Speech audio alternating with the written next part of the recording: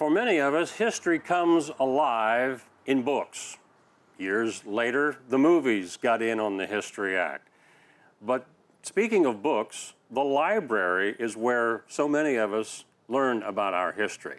Pain was interfering with Tiffany's active lifestyle. Same-day hip replacement at the Adina Orthopedic and Spine Institute got her back to the community she calls home.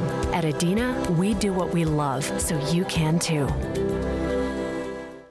Hi everybody, I'm Mike Smith for Litter Media. We're joined today by local historian Kevin Coleman of Intrepid Heritage Services.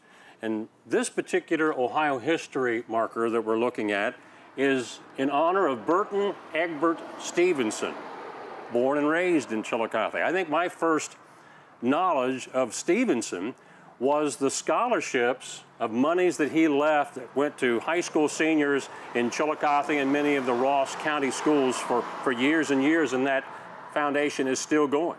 But Kevin, this man in his humble beginnings, born in Chillicothe in 1872, there were big things on the horizon for Burton Stevenson. I didn't know too much about his actual history, his story, but I am familiar with Stevenson Hall at OUC. Yeah.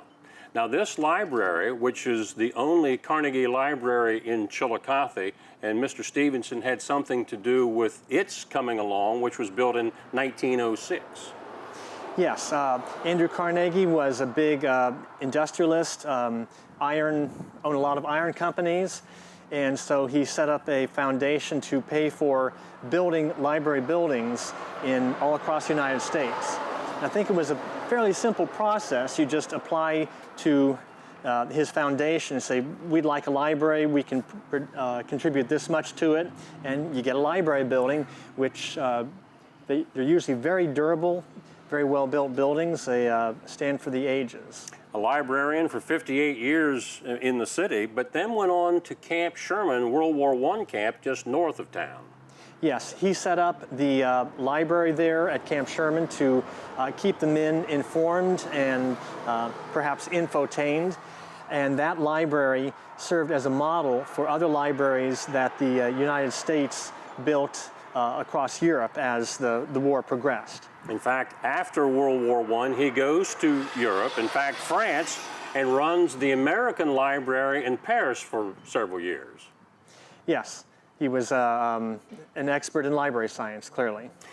That's something that in today's modern world of the internet, we've lost an appreciation for. That actually was something that was, well, it took an education to become a librarian once upon a time.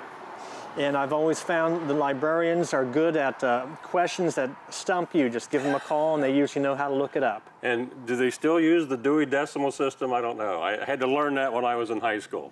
I think a lot of libraries have switched to the Library of Congress. Gotcha. Well, another piece of history, and it's as simple as stopping by an Ohio historical marker, this one about Burton Stevenson of Chillicothe, who literally became a man known around the world. For our producer, Aaron Glandon, and local historian Kevin Coleman of Intrepid Heritage Services, I'm Mike Smith for Litter Media.